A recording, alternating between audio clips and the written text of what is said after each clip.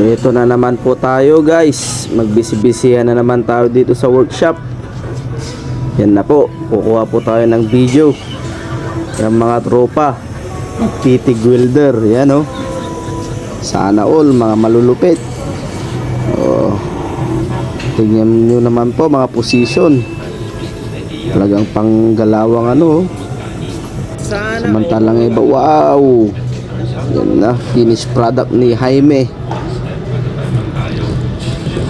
Valderrama.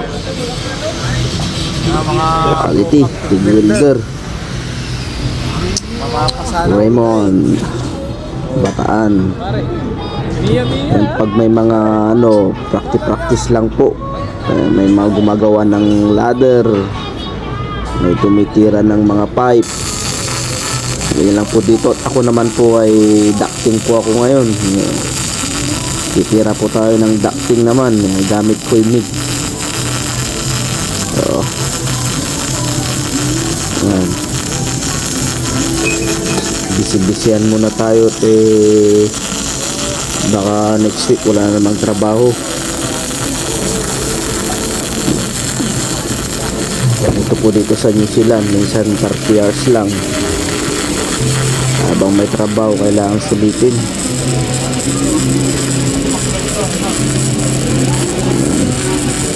Tirahin po natin to. MIG po yan, MIG.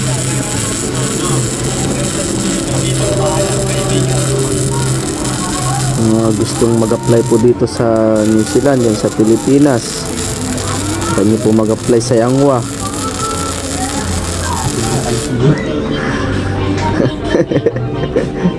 Ano mga sabi mo pare? Comment ka rin pare. Magsalita ka lang ba? Wala po kaming magawa ngayon dahil break time. Edit mo lang video habang pinapanood yung hinang ko. Tingnan po dito, kunting trabaho, pahinga. Yan po, titira po si Reynaldo de Leon ng MIG.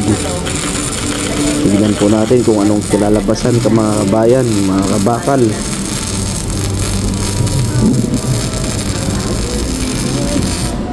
I-share ko lang po itong kunting video para ma-share ko po yung mga ginagawa namin dito sa New Zealand.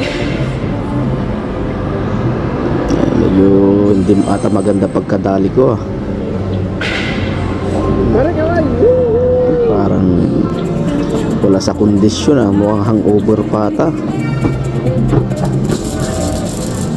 Try natin to. Tagal kasi kaming nabakante. Lagi kami sa site, laging shutdown, kaya ngayon lang ulit dito sa shop. Kaya welding na paspasan lang po to.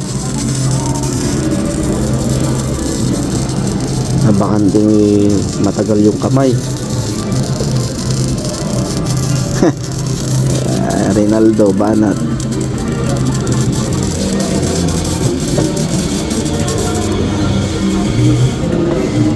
Tapos na. Tignan mo pare, video mo pasado ba o hindi. Ayos naman pala.